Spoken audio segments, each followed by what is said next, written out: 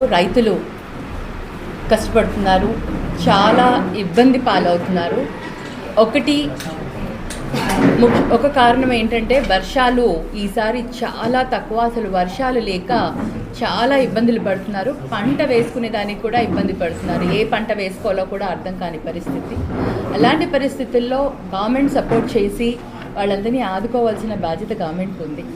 మరి ఇప్పుడు ఏదైతే పంట బీమా చేసుకోమని ప్రభుత్వం ఒక 2 రోజుల కిందట ఏదైతే అనౌన్స్ చేశారో ఆ పంట బీమాని ఇలా అనౌన్స్ చేశారు. ఈరోజు లాస్ట్ డేట్ అని రైతులకి ఆ ప్రెషర్ ఏదైతే క్రియేట్ చేస్తున్నారో అది నిజంగా చాలా బాధాకరం. ఎందుకంటే వైఎస్ఆర్సీపీ గవర్నమెంట్లో జగనన్న రైతులందరికీ కూడా ఉచిత పంట బీమా చేశారు.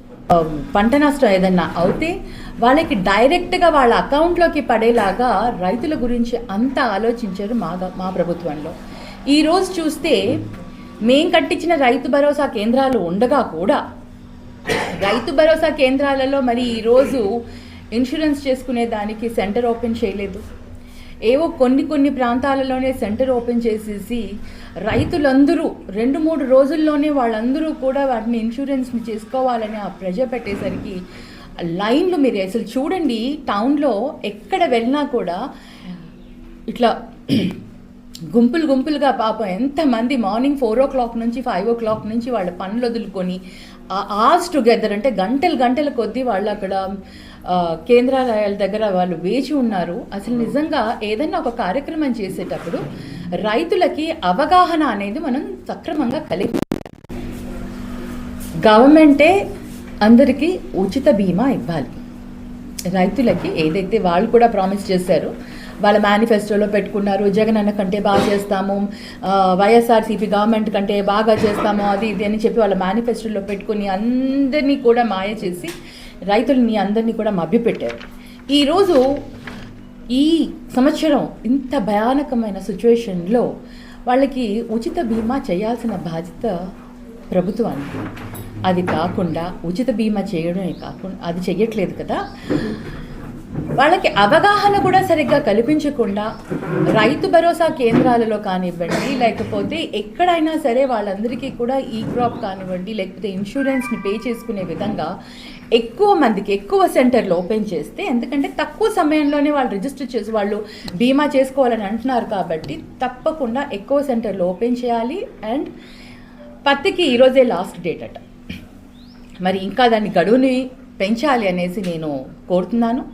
రైతులందరికీ కూడా వీళ్ళందరినీ ఇప్పుడు దాకా ఈ క్రాప్ కూడా ఇంతవరకు వాళ్ళు చేయలేదు. ఈ క్రాప్ చేయాలి, పంట ఏది వేస్తే వాళ్ళకి అది కూడా సజెషన్ ఇవ్వాలి, తర్వాత ఏ పంట వేసుకున్నారు ఇన్సూరెన్స్ కూడా సమయం ఇచ్చేసి వాళ్ళందరికీ కూడా అవకాశం ఇవ్వాలనేసి నేను గవర్నమెంట్ని డిమాండ్ చేస్తున్నాను.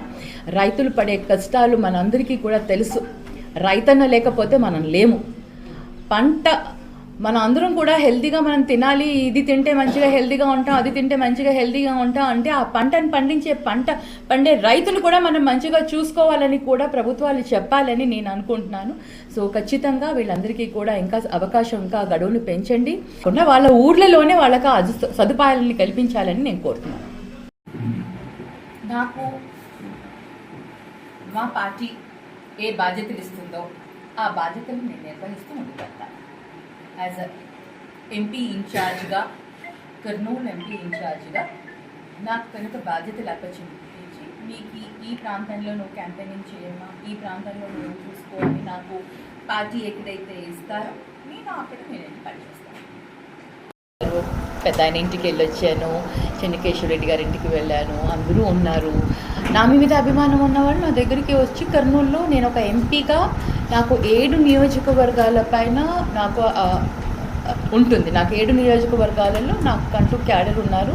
వాళ్ళందరూ కూడా ఒక ఎంపీగా నేను చేసే కార్యక్రమాలకి కర్నూలుకి వస్తారు, కర్నూలులో నాతో పాటు ఉంటారు, నాతో పాటు వస్తారు, తిరుగుతారు. ఒక ఎంపీ దగ్గరికి ఎవరు వెళ్ళకూడదని ఎక్కడా రూల్ లేదు. వాళ్ళందరూ నా దగ్గరికి వస్తే నేను వాళ్ళందరినీ ఆదరిస్తాను, వాళ్ళందరికీ కూడా తోడుగా ఉంటాను, వాళ్ళందరికీ. అంతేకాకుండా ప్రతి ఒక్కరూ కూడా నా క్యాడరే. వైఎస్ఆర్సీపీ కార్యకర్తలందరూ కూడా నా కార్యకర్తలు, వాళ్ళందరూ కూడా నా వర్గమే. ఓకే, దేర్ ఈజ్ నో వర్గాలు అనేది ఏమీ లేదు. ఆ అపోహని తీసేసేయాలి. మీరు చూస్తూ ఉంటారు, నేను గత కొన్ని కూడా ఎప్పుడైతే నాకు అది ఇన్ఛార్జ్ ఇచ్చారో నేను ఎంపీ ఇన్ఛార్జ్గానే నా కార్యక్రమాలు నేను చేస్తున్నాను. నా దగ్గర అన్ని నియోజకవర్గాల నుంచి వస్తున్నారు. ఎస్, ఎమ్మిగనూరు నుంచి కొంచెం ఎక్కువగా ఉన్నారు. డెఫినెట్లీ నేను ఇక్కడ ఎమ్మిగనూరులోనే 2 years నేను ఇక్కడ ఉన్నాను. డెఫినెట్లీ ఆ అఫెక్షన్ అనేది, ఆ బాండింగ్ అనేది ఉంటుంది. సో అంత మాత్రాన నేను క్యాడర్ అంటే నా వర్గం వాళ్ళ వర్గం అనేం కాదు, అందరూ కలిసే చేస్తాము. Depending on person to person కాబట్టి దాని గురించి నేను మాట్లాడదలుచుకోలేదు. ఫస్ట్ పత్రిక మీడియాకి చెప్పడం ఏంటంటే, మీరు దయచేసి వర్గం అనే మాటలు వాడకండి. జగన్ అన్న ఏది ఇస్తే అది నేను చేస్తాను. నేను 2019 to 24 కూడా ఇదే మాట అన్నాను. జగన్ అన్న నన్ను లాస్ట్ మినిట్లో నాకు టికెట్ కన్ఫర్మ్ చేశారు, నేను ఇక్కడికి వచ్చాను. తర్వాత మళ్ళీ ఇప్పుడు నాకు జగన్ అన్న 2 years తర్వాత జగన్ అన్న నాకు ఎంపీ ఇన్ఛార్జ్ ఇచ్చారు, నేను ఎంపీ ఇన్ఛార్జ్గా చేస్తున్నాను.